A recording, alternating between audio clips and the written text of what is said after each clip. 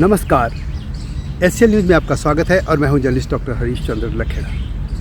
Israel और Hamas का जो संघर्ष चल रहा है उसमें वहां की हिस्ट्री भी सामने आ रही है और लगातार ये लोग ये कह रहे हैं कि 1948 से पहले इजराइल नाम का कोई देश था ही नहीं और वो ये साबित करना चाहता है कि वहाँ पे वो भूमि जो है वो फ़िलिस्तीन की है, जबकि सच्चाई ये नहीं है। वो भूमि यहूदियों की तब से है जब न इस धरती पर न ईसाइयत थी और न इस्लाम था। जी हाँ, मैं इसी पर बात करूंगा, लेकिन तब तक आपसे अनुरोध है कि इस चैनल को सब्सक्राइब अवश्य कर दीजिए। मैं दोबारा कह रहा हूँ कि ये भूमि यरूशलेम के आसपास की यहूदियों की थी। यहूदियों 4000 साल पुराना धर्म है और यह हजारों साल तक ये भी भटकते रहे, देश दुनिया में इनको भगा दिया गया था अपनी भूमि से। अब हम हिस्ट्री की बात करते हैं, बात भी करेंगे हम ईसाई धर्म से। ईसाई धर्म के प्रवर्तक जो हैं वो उनको ईसा मसीह कहा जाता है, माना जाता है और उनका जो नाम भी है वो है हिब्रू भाषा का, वो कि वो खुद यहूदी थे और आरोप यही भी लगता है कि यहूदियों ने उनको फांसी की सज़ा दी थी और ये पूरी घटनाएं यरूशलेम के आसपास हुई थी, यानी ये यहूदी वहीं रहते थे। अब ये जो ईसा मसीह है उनका जो जन्म हुआ था वो बेथलम में हुआ था और ये जो है आज के यरूशलेम से लगभग 10 किलोमीटर दूर है। अब उसकी जो 4 थ्योरी है उनके जन्म की, लेकिन जन्म स्थान यही माना जाता है।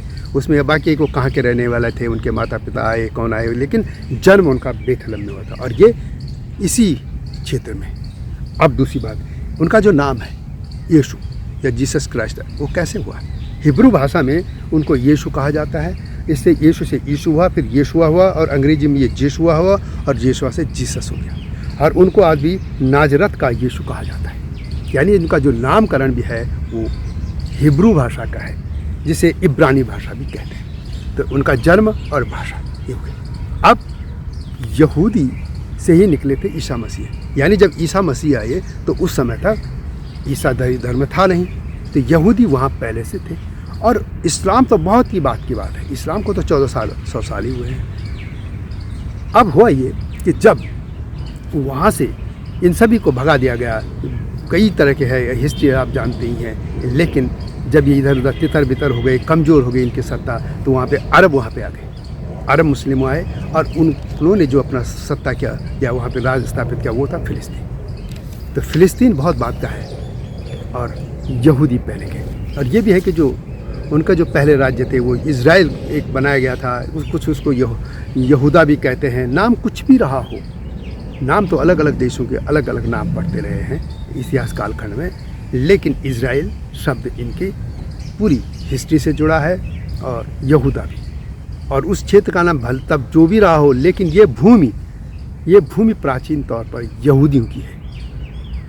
ये भूमि यहूदियों की, न कि फ़िलिस्तीनियों की। ये अरब मुस्लिम है, अरब का शब्द से ही पता चलता है कि अरब से हम माइग्रेट हुए थे। तो इसलिए हिस्ट्री को सुधारने की ज़रूरत है और हिस्ट्री को सुधारना बहुत ज़रूरी है कि ये वास्तव में ये भूमि इजरायलियों की है, जो इजराइल यानी यहूदियों की है। और लगता है कि ये जो तथाकथित जो लिख रहे हैं कहानियाँ, जो भी इस बारे में या लेख लिख रहे हैं, उनको ये सत्य भी स्वीकारना चाहिए। तो यह वीडियो कैसी लगी कमेंट में अवश्य लिखें और चैनल को सब्सक्राइब करना न भूलना। नए मुद्दे के साथ आपके सामने आऊँगा, तब तक नमस्कार। हिमालय पे पेड़ हो तो गीत गाएंगी नदियाँ, गीत गाएंगी नदियाँ।